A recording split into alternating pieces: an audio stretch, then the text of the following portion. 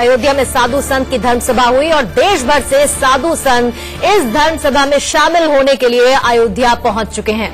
धर्म सभा में स्वामी राम भद्राचार्य ने आज बड़ी बात कह दी। स्वामी भद्राचार्य ने कहा कि 11 दिसंबर से 12 जनवरी के बीच सरकार राम मंदिर पर बड़ा फैसला लेगी। जी हां, ये अपने आप में बड़ा बयान भद्राचार्य की तरफ से। उन्होंने ये कहा है कि मोदी सरकार के एक बड़े मंत्री, ध्यान दीजिएगा, एक बड़े मंत्री ने उनको ये जानकारी दी है। अब सवाल ये है कि राम मंदिर पर क्या दिसंबर में कोई बड़ा फैसला होगा? अब सवाल ये भी उठता है कि क्या स्वामी राम भद्राचार्य जो कह रहे हैं वो सही है। इसी पर हमारी बड़ी बहस, लेकिन बहस की शुरुआत करें उससे पहले आपको दिखाते हैं कि स्वामी राम भद्राचार्य ने क्या कुछ कहा। स्वामी राम भद्राचार्य ने क्या कुछ कहा, ग्राफिक्स के जरिए आप समझिए। 11 दिसंबर से 12 जनवरी के बीच बड़ा फैसला होगा। केंद्र सरकार के यानी मोदी सरकार के एक मंत्री ने इस बात की उन्हें जानकारी दी है। दिसंबर में राम मंदिर पर बड़ा ऐलान हो सकता है। एक केंद्रीय मंत्री ने इसकी जानकारी दी है। अब सवाल ये उठता है कि वो केंद्रीय मंत्री आखिरकार कौन है जिन्होंने स्वामी राम भद्राचार्य को इस बात की जानकारी दी है, और ये बड़ा फैसला आखिरकार क्या होगा। तो दिसंबर में राम मंदिर को लेकर क्या बड़ा ऐलान होगा? अब रण का बिगुल राम मंदिर पर तो बच चुका है, लेकिन अब उसके बाद ये बयान ये बता रहा है कि क्या दिसंबर से 12 जनवरी के बीच में कोई बड़ा फैसला होगा। और इस बीच आपको सुनवाते हैं, आगे बढ़े, लेकिन उससे पहले सुनिए कि विश्व हिंदू परिषद के नेता चंपत राय ने क्या कुछ कहा, वो सुनिए। राष्ट्र के अंदर की अग्नि है, ये ऊर्जा सभी शांति होगी जो भगवान का जन्म स्थान हिंदू समाज में वापस मिलेगा।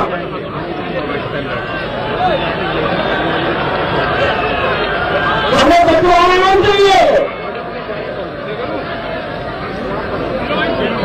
हमें बदलाव किसी से नहीं मांगा। हमें पूरी की पूरी भूमि चाहिए,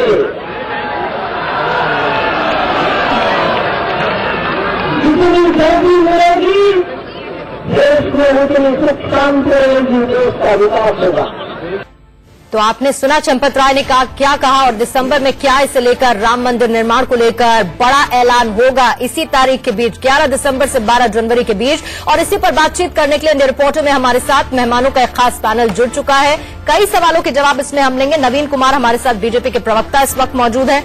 मनोज त्यागी वीएचपी लीडर हमारे साथ इस वक्त मौजूद हैं।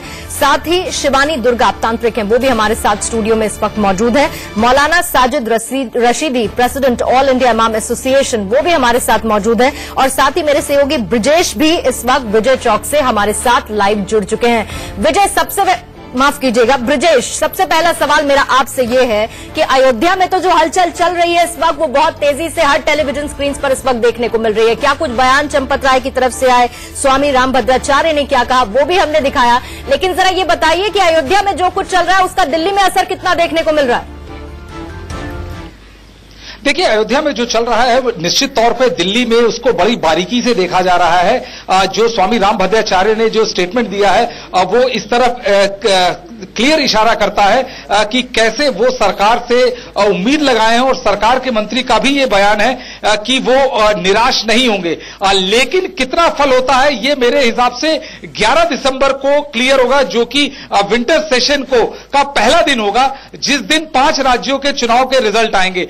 यदि 5 राज्यों में बीजेपी का परफॉर्मेंस बहुत अच्छा रहता है, बीजेपी तीनों उड़ीसा, छत्तीसगढ़, मध्य प्रदेश और राजस्थान तीनों राज्यों में अपनी सरकार बना पाती है और मिजोरम में भी जीत पाती है, तो राम मंदिर का मुद्दा जो है वो इसी तरह चलता रहेगा। लेकिन यदि 3 राज्यों में से बीजेपी यदि 2 राज्य हार जाती है तो हम एकदम से देखेंगे कि राम मंदिर के इश्यू को लेके, के निर्माण को लेके खासी तेजी देखने को मिलेगी, क्योंकि बीजेपी तब एक साफ समझ जाएगी कि विकास और बाकी अन्य मुद्दे उस तरह से नहीं चल पा रहे हैं जिस तरह से वो उम्मीद कर रहे हैं। इसीलिए यदि आपको याद हो, अभी अजमेर में प्रधानमंत्री नरेंद्र मोदी ने भी ये कहा कि कैसे कांग्रेस राम मंदिर के निर्माण में रोड़ा अटका रही है, जो एक तरह से अयोध्या में जो हो रहा है उसके इंडोर्समेंट के तौर पर देखा जा रहा है। जी ब्रिजेश, एक सवाल और है राम भद्राचार्य से। उन्होंने जो बयान दिया है, जो स्टेटमेंट दिया है, जो धर्म सभा में उन्होंने बातचीत कही है, उन्होंने कहा कि एक केंद्रीय मंत्री ने इस बात की जानकारी दी है कि 11 दिसंबर से 12 जनवरी के बीच सरकार राम मंदिर पर बड़ा फैसला लेगी। अब सवाल यह कि बड़ा फैसला क्या हो सकता है, और साथ ही वो मंत्री कौन है जो साधु संत से यह कह रहे कि 11 दिसंबर से 12 जनवरी के बीच एक बड़ा फैसला हम लेने जा रहे हैं। देखिए, अब मंत्री कौन है ये तो स्वामी राम भद्राचार्य ही बता सकते हैं, लेकिन ये जो टाइम लाइन दी है वो बहुत इंटरेस्टिंग है, क्योंकि विंटर सेशन ऑफ पार्लियामेंट भी 11 दिसंबर से चलेगा और जनवरी तक जाएगा। तो ऐसा माना जाएगा कि जिस तरह से 11 दिसंबर को रिजल्ट आते हैं उसके बाद हो सकता है सरकार के एक बड़े मंत्री ने उनको आश्वासन दिया हो कि सरकार एक ऑर्डिनेंस ला सकती है। ऑर्डिनेंस का परिणाम चाहे जो हो, भले ही उसको सुप्रीम कोर्ट में चुनौती मिले, लेकिन इससे सरकार के तौर पक्ष पे यह देखा जाएगा कि कैसे सरकार राम मंदिर बनाने के लिए कटिबद्ध है और इसके लिए वो ऑर्डिनेंस लाने से भी गुरेज नहीं करती, भले ही अंदर में ब्रिजेश कोई आपके सूत्रों जिस तरीके से आपने इस बात का जिक्र किया, क्या अंदर खाने में तैयारी है या फिर कोई इस बात की संभावना आपको दिखती है कि ऑर्डिनेंस की गुंजाइश की सरकार इस बात पर विचार कर रही है कि एक विकल्प ये हो सकता है, भले उसको जिस तरीके से आपने कहा कि आगे चुनौतियां दी जाए? देखिए, अभी सरकार में कोई खुल के इस बारे में बोलने को तैयार नहीं है कि क्या सरकार ऑर्डिनेंस लाएगी, लेकिन यदि आप इस चीज को देखेंगे कैसे राकेश सिन्हा जो बीजेपी के राज्यसभा के सांसद है और इसके अलावा लोकसभा से भी 2-3 सांसदों ने कहा है कि वो राम मंदिर के निर्माण को लेकर प्राइवेट बिल लाएंगे। इससे साफ है कि उनके इस प्राइवेट मेंबर बिल को पार्टी की तरफ से पूरा आशीर्वाद है, वरना कोई मेंबर इस तरह से अब सुओ मोटो एक्शन नहीं लेता इतने गंभीर और सेंसिटिव इशू पे। ठीक है, देखिए कह तो बहुत कुछ रहे हैं नेता, और लेकिन बड़ी बात यह है कि कब तक होगा इंतजार उसी का है। मैं लौटूंगी आपके पास और मुझे लगता है नवीन कुमार से इस पर रिएक्शन जरूर लिया जाएगा, लेकिन उससे पहले एक बार हम अयोध्या का रुख कर लेते हैं। मेरे सहयोगी कुमार सोनू इस वक्त वहां पर मौजूद है। कुमार, जरा ये बताइए, बयानबाजी तो वहां से हो रही है, धर्मसभा में बड़े बड़े बयान आ रहे हैं और साथ ही तारीख भी आ चुकी है 11 दिसंबर से 12 जनवरी के बीच कि एक बड़ा फैसला होगा। कितनी तेज सुगबुगाहट इसे लेकर अयोध्या की धरती पर राम मंदिर निर्माण को लेकर देखने को मिल रही है? ये वीएचपी के प्रोग्राम में जो देश भर से साधु संत आए हुए थे, दिगंबर या फिर निर्मोही अखाड़े के साधु संत यहां पर मौजूद थे, तो कहीं ना कहीं आक्रामक नहीं दिखे नरेंद्र मोदी के प्रति, नरेंद्र मोदी की सरकार के प्रति। उन्हें भरोसा था कि हाँ, अयोध्या को लेकर सरकार जल्द बड़ा फैसला लेगी, अध्यादेश लाने की जरूरत होगी तो वो भी आ जाएगा। कहीं ना कहीं आक्रामक नहीं दिखे, लेकिन दबाव बनाने की पूरी कोशिश की गई, चाहे वो वीएचपी हो या शिवसेना हो। हालांकि शिवसेना प्रमुख जो है वो बड़े आक्रामक दिखे मोदी सरकार के खिलाफ, नरेंद्र मोदी के खिलाफ, क्योंकि उनका ये कहना था कि एक हिंदू ने नरेंद्र मोदी को सिर्फ इसी नाम पर वोट दिया था कि अयोध्या में राम मंदिर का निर्माण शुरू होगा इनके कार्यकाल में, लेकिन 4.5 साल से ये लोग कुंभकर्ण की नींद सो रहे हैं और मैं जगाने आया हूं। तो कहीं कहीं उन्होंने जरूर अटैक किया, लेकिन साधु संतों ने इतनी आक्रामक भाषा में कहीं कि नरेंद्र मोदी के ऊपर अटैक नहीं किया। तो शायद उन्हें अभी भी ये विश्वास है, या फिर कहीं के अंदर खाने उन्हें लग रहा है कि शायद अध्यादेश या जो ऑर्डिनेंस की बात हम कर रहे हैं तो वो आ सकता है, क्योंकि अभी शीतकालीन सत्र पड़ा हुआ, तकरीबन 6 से 7 महीने के करीब सरकार का कार्यकाल भी है। जी ठीक, लौटूंगी आपके पास मैं सोनू, लेकिन साथ ही एक तरफ जहां पर हम बहस की शुरुआत करें, सवालों का सिलसिला शुरू हो, उससे पहले एक चीज और समझनी जरूरी है। 1992 को जिस तरीके के हालात थे नवंबर दिसंबर के वक्त में, और अब 2018 में नवंबर दिसंबर के जिस तरह के हालात हैं वो इस वक्त आपकी टेलीविजन स्क्रीन पर हैं। देखिए वो दिसंबर, ये दिसंबर, कैसी तस्वीर है ये इस वक्त आप देख रहे हैं।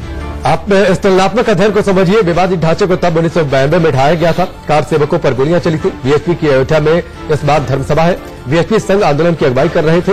अयोध्या में इस बार भी देखिए हजारों की संख्या में लोग वहां पर जुटे हैं। तब यूपी में बीजेपी की सरकार थी, यूपी में बीजेपी की सरकार है।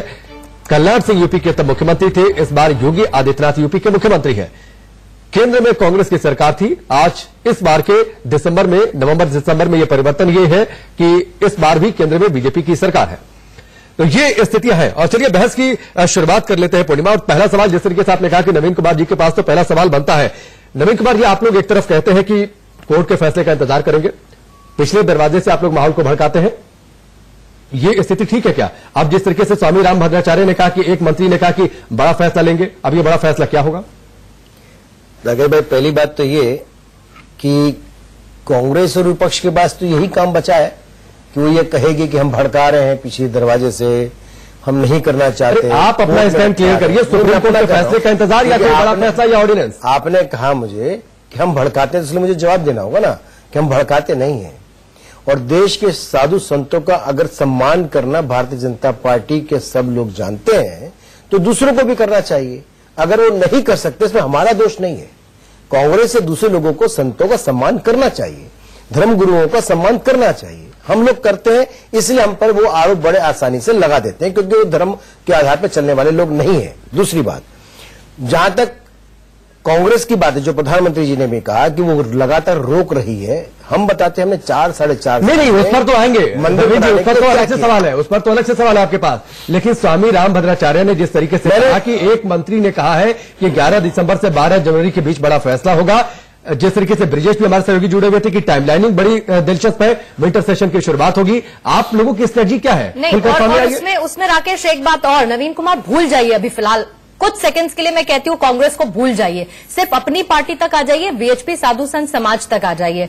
आपकी पार्टी के यानी कि एक बड़े मंत्री अगर रामभद्राचार्य को ये कहते हैं कि फलाना तारीख से फलाना तारीख के बीच में बड़ा फैसला होगा, तो उसे लेकर बीजेपी जवाब तो देगी, क्योंकि बीजेपी तो ये कह रही है कि मामला सुप्रीम कोर्ट में है, सुप्रीम कोर्ट का फैसला आ जाए, हम ले आएंगे अध्यादेश, उसके बाद राम मंदिर का निर्माण होगा। लेकिन उससे पहले ये पूरी संरचना क्यों, ये पूरी स्क्रिप्टिंग क्यों, मैं ये पूछ रही हूं। नहीं, आप किसकी स्क्रिप्ट की बात करो? अगर लोकतांत्रिक तरीके से हजारों लाखों लोग अयोध्या में पहुंचे हैं, क्या आप ये मानते हैं कि इस तरह की धर्म सभा में अगर एक बड़ा ऐलान एक बड़ा धर्माचार्य करता है तो उसका फर्क पड़ेगा? क्योंकि वहां साधु संत बड़ी संख्या में इकट्ठा हो रखे हैं, आपको लगता है कि वो एक तरह का राजनीतिक फायदा सोचने का काम भारतीय जनता पार्टी नहीं सोचती नहीं है। भगवान श्री राम में आस्था है, आराध्य है हमारे, वो लगातार उसको भगवान श्री राम का भव्य मंदिर बनना चाहिए।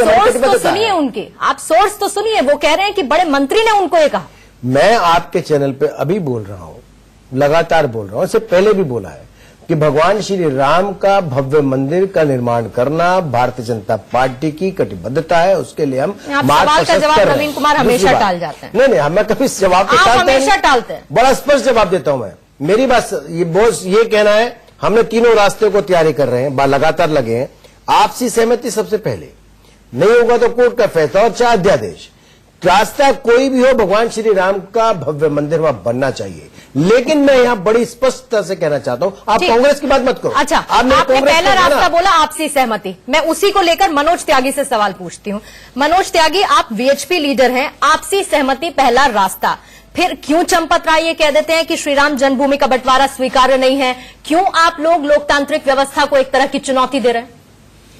देखिए, इसमें बड़ा स्पष्ट है विश्व हिंदू परिषद का कहना कि जिस प्रकार से अपने मुस्लिम समाज ने 1961 दिसंबर 1961 में ये हलफनामा दिया हुआ है कि अगर वहां पर किसी भी प्रकार का कोई भी डिस्प्यूट निकलेगा या भूमि विवाद निकलेगा तो उसको मुस्लिम समाज सहर्ष छोड़ देगा और वहां पर किसी भी प्रकार की कोई भी नमाज इत्यादि वहां नहीं पढ़ी जाएगी और ना ही मस्जिद का जो चल रहा है वो विवाद नहीं है।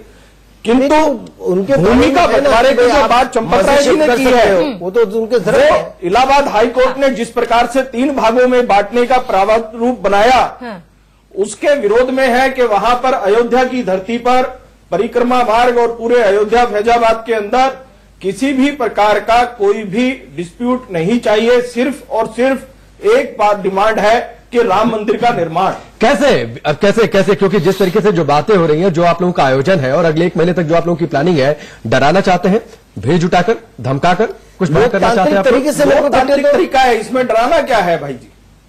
राकेश जी, इसमें आप बताइए किस प्रकार का डराना है? क्या अपनी मांग को रखना, जगह जगह पर आप सम्मेलन करिए, चेतावनी भरे अंदाज में कहिए कि बंटवारा मंजूर नहीं है, तो इसका मतलब क्या हुआ? यही हुआ ना कि अगर सुप्रीम कोर्ट अगर ये फैसला, इलाहाबाद जिस तरीके से हाईकोर्ट का फैसला था कुछ उस तरीके का फैसला आता है तो आप लोग नहीं मानेंगे? ऐसा कब कहा है? उन्होंने कहा कि बंटवारा मंजूर नहीं है। इलाहाबाद हाईकोर्ट ने विवादित जगह को 3 हिस्सों में बांटा था ना।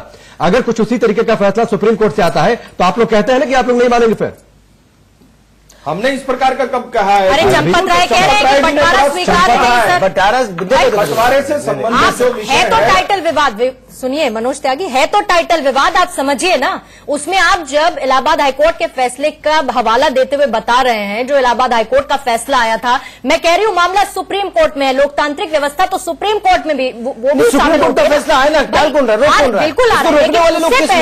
उससे पहले इस तरह के अंदाज में इतनी बड़ी जनसभा में एक बड़े संत का ये कह देना कि हमें बंटवारा स्वीकार्य नहीं, तो बिल्कुल यानी कि सुप्रीम कोर्ट जो कहेगा उससे आपको मतलब आप लोग थोड़ी डिसाइड करेंगे, ये बात तो सुप्रीम कोर्ट की तरफ से आनी चाहिए। चेतावनी भरे अंदाज में एकदम से इतनी बड़ी धर्मसभा में ये कह देना कहां तक जाएगा? और तब जब सामने लाखों लोगों की भीड़ हो, तो क्या गलत कहा भाई?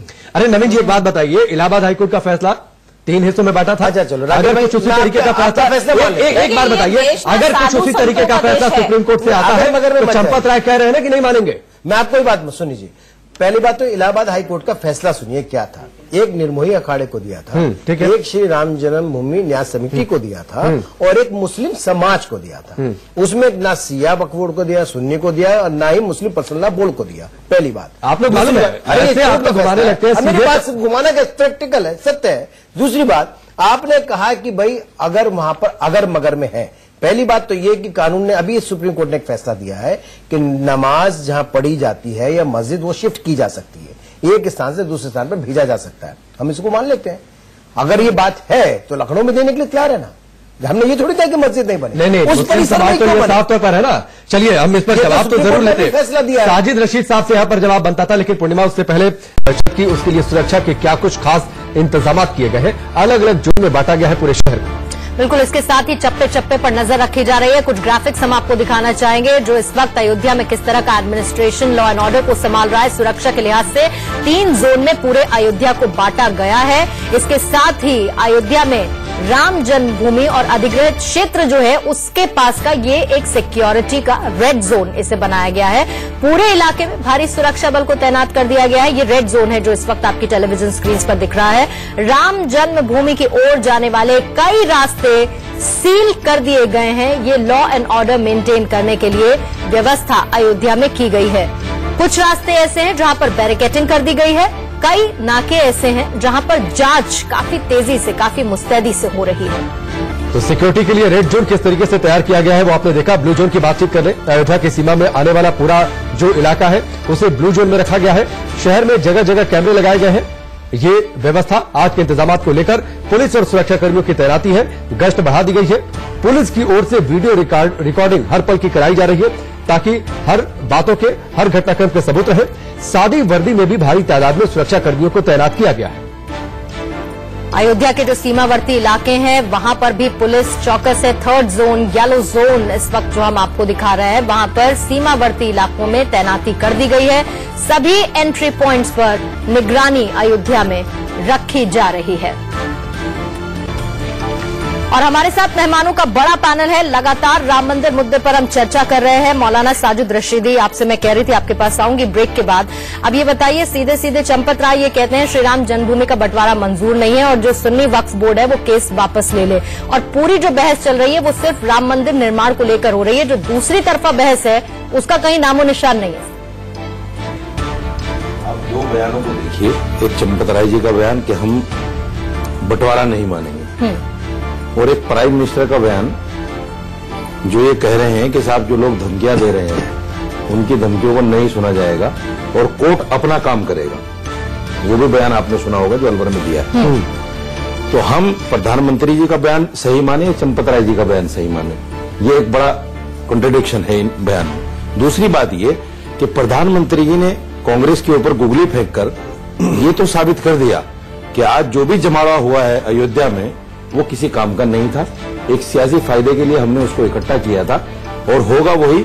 कहां गए थे पता नहीं, क्या लेकर आए कुछ नहीं। जब वहां से जिनको ये कहते हैं राम भक्त इकट्ठे हुए हैं, जब वापसी में आप लोग इनसे सवाल करेंगे, पत्रकार सवाल करेंगे कि साहब राम मंदिर का क्या हुआ, आप तो राम मंदिर बनाने आए थे, तो उन विचारों के हाथ में कुछ भी नहीं होगा। ये सच्चाई, इसमें कोई दो राय नहीं है। आपने देखा कल से आज तक के घटनाक्रम में जो ताल कटोरा में हुआ था कि एक दिन पहले संतों की हुंकार थी कि साहब मंदिर से कम पे फैसला नहीं, और अगले दिन उन्होंने कह दिया कि साहब बीजेपी को एक मौका और दिया जाए। आज भी सेम वही सिचुएशन आने वाली है। प्रोग्राम खत्म होते होते आपको पता चल जाएगा कि सब साधु संत इस बात पर राजी हो जाएंगे कि साहब बीजेपी को 2019 का मौका दिया जाए। लेकिन एक की बात है, एक बात जो चंपत राय ने और कही है, एक सवाल हो रहा है जिसे एक सवाल हो रहा है, आप लोगों ने काफी बोला है।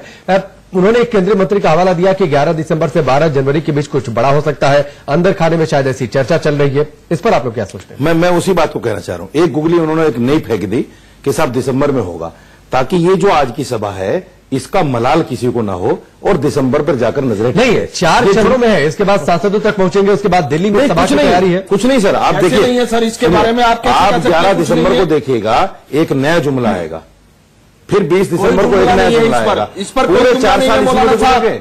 स्पष्ट इस पर बातचीत है, इस पर कोई जुमला नहीं है। 4 चरणों में ये प्रक्रिया रखी गई है और पहले से रखी गई है। केशव प्रसाद मौर्य ने जो एक संवैधानिक पद पर बैठे हैं, बड़ी साफ गोई के साथ में कहा है और जो सच्चाई थी वो बयान किया है। सर, उन्होंने कहा है कि 2019 से पहले राम मंदिर का बनना संभव नहीं है। इन्होंने बोला है नहीं, संवैधानिक पक्ष पहले भी था। क्या इस डिले करने के लिए कांग्रेस के नेता कपिल सिब्बल और अच्छा चलिए मैं एक बात उन्होंने ये दिसंबर जनवरी तक के लिए विश्व हिंदू परिषद अगर 2019 से पहले राम मंदिर नहीं बना तो क्या विश्व हिंदू परिषद 2019 बीजेपी के साथ रहेगी या कांग्रेस के साथ रहेगी? मुझे बता दीजिए। राम मंदिर के ऊपर कांग्रेस अगर राम मंदिर बनाने की बात करती है तो विश्व हिंदू परिषद कांग्रेस को भी समर्थन करेगा। अगर 2019 यहाँ पर क्यों उसने अपने संविधान में लिखा हुआ है कि कोई भी आरएसएस संबंधित व्यक्ति मेरे सवाल का जवाब नहीं दे रहे, सदस्य नहीं हो सकता। अगर 2019 से पहले मंदिर नहीं बना तो क्या बीजेपी मेरी बात में आपका जवाब दीजिए ना? अरे उनसे जवाब आपसे नहीं क्यों मुखालफत करेंगे? बात सुनिए, अगर मुखालफत करेंगे, अगर मुखालफत करने की बारी आएगी तो बीजेपी की बात जाएगी। अगर मंदिर बनाने से मना बीजेपी करेगी तो उसकी भी अगर नहीं बना तो मुखालफत की जाएगी। अगर वो मना करती है मौलाना साहब वो कह रहे हैं आप लोग अपने वादे पर कायम है। आपने कहा आपके जो पूर्वज थे उन्होंने 1961 में लिखित में दिया हुआ है कि अगर वहां विवादित ढांचा सिद्ध होता है तो हम उसको वापस करेंगे। ठीक है, आप कह रहे हैं ना मुखालफत, तभी झिलूंगी आपका रिएक्शन। बस एक सेकंड सर, मुझे शिवानी जी को लाने दीजिए। ठीक है, मुझे शिवानी जी को इस वक्त डिबेट में लाने दीजिए। एक सेकंड, शिवानी दुर्गा, क्या ज्यादा जरूरी है साधु संत समाज का राम मंदिर निर्माण को लेकर और राम की आस्था वो ज्यादा बड़ी है या फिर बीजेपी की इस तरह से बयानबाजी, राम मंदिर निर्माण को लेकर किए गए वायदे और पिछले 4.5 साल में अब तक कुछ ना होना और साधु संतों का अयोध्या में इस तरह से जुटना जरूरी क्या है? नहीं, देखिए ये 2 अलग अलग बातें हैं। साधु संत और बीजेपी जो है वो सत्ता में है, सियासत का हिस्सा है। साधु संत के साथ धर्म की भावना जुड़ी हुई है। ठीक है, ये दोनों चीजों को अलग रखिए। बीजेपी सपोर्ट करती है उस भावना को, क्योंकि हमारा देश जो है ये लोकतांत्रिक देश है। यहाँ पे लोगों की भावनाओं की कद्र है सबसे ज्यादा, और बीजेपी हमेशा से उन भावनाओं की कद्र करती आई है। इसके लिए साधु संत बीजेपी को सपोर्ट करने के लिए हमेशा खड़े रहते हैं। ठीक है, अब जो मुद्दा राम जन्मभूमि का है तो भैया साधु संतों ने तो हमेशा से ही जब धर्म पर हानि होने की संभावना हुई है या जब धर्म पर प्रहार हुआ है तो साधु संतों ने तो बहुत बड़ा रोल निभाया है हमेशा से। ये आज से नहीं है। जब एक समय था जब हमारा धर्म की जो है हानि हो रही थी और दूसरे समुदाय अभी ऐसा लगता है कि धर्म की हानि हो रही है, ऐसी आशंका कहीं ना कहीं साधु संत समाज में है। बिल्कुल है। अगर राम जन्मभूमि इतना पुराना मुद्दा है, इसको क्यों ना सॉल्व किया जाए? साधु संतों की भावनाएं, लोगों की भावनाएं, इतना देश हमारा 150 करोड़ का देश है, उसमें से 100 करोड़ लोगों की भावनाओं की कदर नहीं होगी तो किसकी कदर होगी फिर? तो वो भावनाओं की, आस्था की कदर है या नहीं इस देश में? तो 4.5 साल में उन भावनाओं की कदर नहीं हुई। नवीन जी एक सेकंड, तो उसी को लेकर ये रोष है ना? जी नहीं, लेकिन एक सेकंड 4.5 साल की बात कहां से आ गई?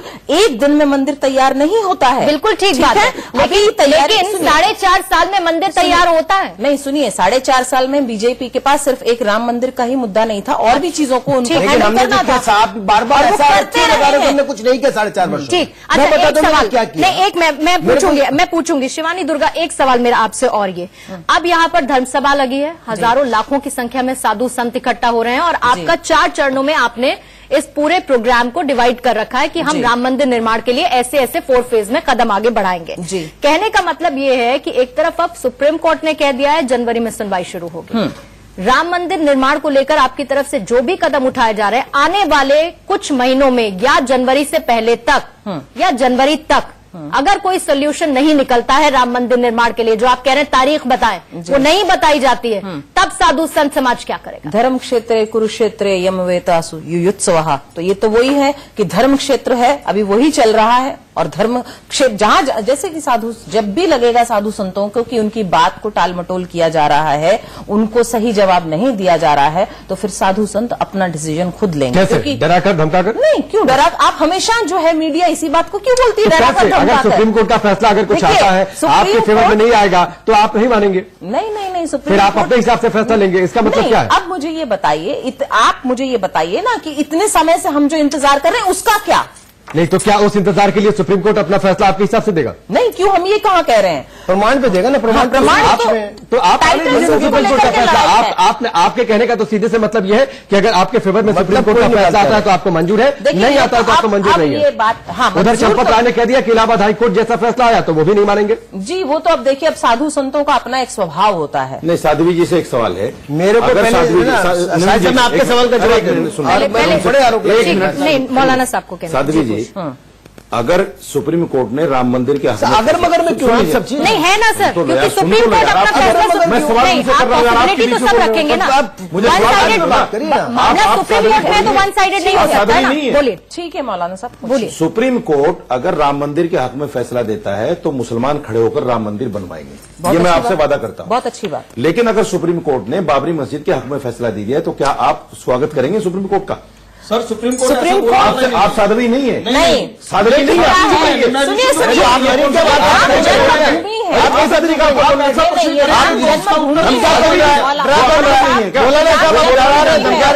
ये राम जन्मभूमि नहीं, वो बोलना नहीं जानते क्या? गुगली खेल रहे हैं आप लोग, साधु संतों को वर्गला रहे हैं आप लोग। नहीं, साधु संतों को आप अपनी बात उनके मुंह में क्यों डालना? मैं कह रही हूँ उनका मत सुन लेते हैं ना, सवाल मुझसे है ना, साध्वी जी उनको समझ नहीं है। ठीक है, साध्वी जी है, बिल्कुल भी साध्वी है यार, साध्वी जी, आप सम्मान कीजिए उनका। मौलाना साहब बोलने नहीं दे रहे आप, मौलाना साहब आप उनको बोलने तक नहीं दे रहे, क्या सम्मान है? मौलाना साहब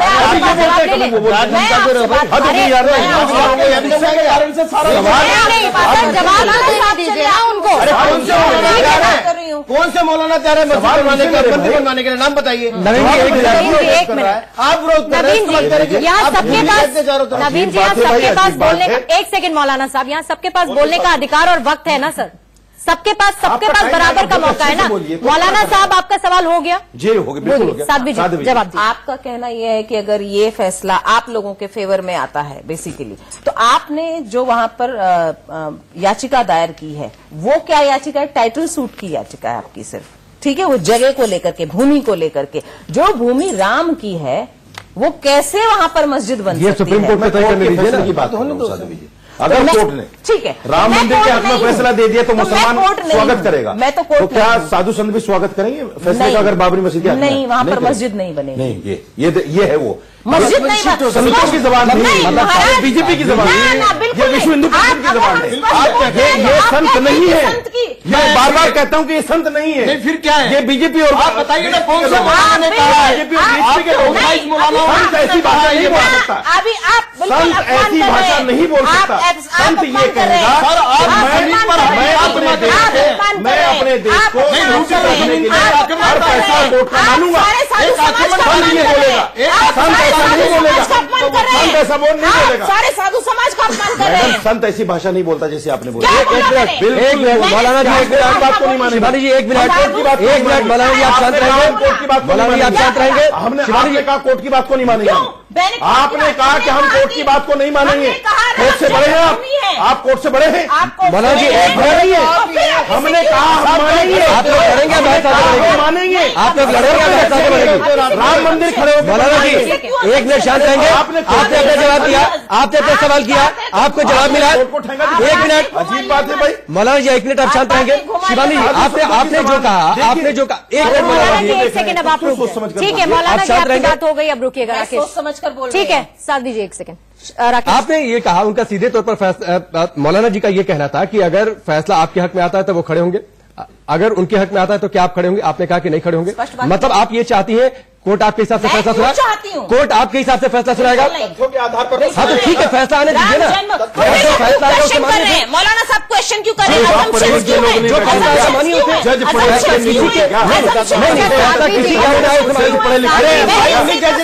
उन्हीं जज ने फैसला दिया था बस आपको फांसी का, उसी जज ने फैसला दिया था बचाने का। क्यों गए आप वहां पर की बातें करते? अपने आपके जब से फैसला होगा, जब आप बोलेंगे तो सही, तुझे बोलेगा तो यही बस करेंगे, सही तुझे बोलेगा तो यही बस करेंगे। ये देखिए, ये सब आज नहीं मौलाना साहब, ये सब नहीं, ये तमाशा देखिए। नहीं ये सब नहीं चलेगा। तो वो सही है, सामने कोर्ट कुछ नहीं है। नहीं तो हंगामा किया 1:30 बजे रात को कसाब की फांसी के विरोध में राम मंदिर निर्माण की बात करें, एक सेकंड मौलाना साहब रुकेगा। साध्वी जी, मैं क्या कह रही हूँ, आप जब ये कह रही हैं कि अजम्पशंस ये दे रहे हैं, तो अजम्पशंस अगर सुप्रीम कोर्ट के फैसले से सिर्फ राम मंदिर निर्माण होगा, ये भी आती हैं। मेरे इस तरफ बीजेपी के स्पोक्स पर्सन बैठे हैं, मेरे इस तरफ बीएचपी के स्पोक्स पर्सन बैठे हैं, तो अजम्पशंस तो मैडम ये भी है कि नहीं? आप कह रही हैं अजम्पशंस वो नहीं दे सकते, तो फिर अजम्पशंस तो कोई भी नहीं दे सकता। अजम्पशंस कहाँ दे रहे हैं? भाई आप ये कह रहे हैं तथ्य वही है, आप पहले से एक भविष्यवाणी नहीं कर सकते ना। भविष्यवाणी नहीं कर रहे, हम तथ्यों की बात कर रहे हैं। आप कंसिडर करेंगे या सुप्रीम कोर्ट कंसिडर करेगा? तथ्य को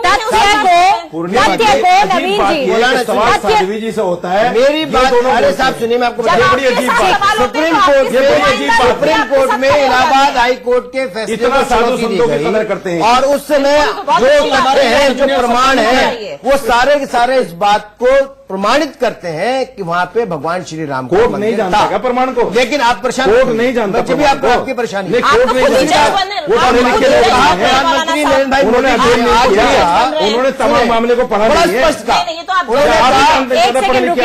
उन्होंने कहा कि कांग्रेस इस मामले को बार बार रोड़ा अटका रही है और नहीं सुप्रीम कोर्ट में फैसला होने दे रही। इसके प्रमाण है, पहले प्रमाण मैं बताता हूँ प्रमाण। ठीक बताइए। 2004 साल हो गए सरकार को आए हुए। अब नवीन जी, सरकार आने के बाद आपने बात कही ना, आपने बात की शुरुआत में कहा था, मैंने कहा था कि एक सवाल था इस पर, मैं इंतजार कर रहा था कि आप इस पर आएंगे। मेरे पास सुन लीजिए, मैं जवाब दे देता हूं पहले कि भाई कैसे रोकने का प्रयास किया, मैं आपको बताता हूं। सुप्रीम कोर्ट में जब याचिका दायर की गई, जब फैसला आया, उसके बाद यह तय हुआ कि भाई जो 18,000 पेज के वहां से जितने दस्तावेज आए उत्तर प्रदेश गवर्नमेंट से, उनको ट्रांसलेट करके इंग्लिश में दिया जाए। लेकिन अखिलेश यादव की सरकार थी, केंद्र में कांग्रेस की सरकार थी, चलिए नहीं भेजा। चलिए आप लोग लड़िए, फिलहाल एक अच्छी खबर देने दीजिए। अरे आप लोग लड़िए ना, आप लोग लड़िए, नवीन जी आप लोग लड़िए, अभी आप लोग लड़िए। नवीन जी, अयोध्या से तो अच्छी खबर के लिए साधु संत भी इंतजार कर रहे हैं।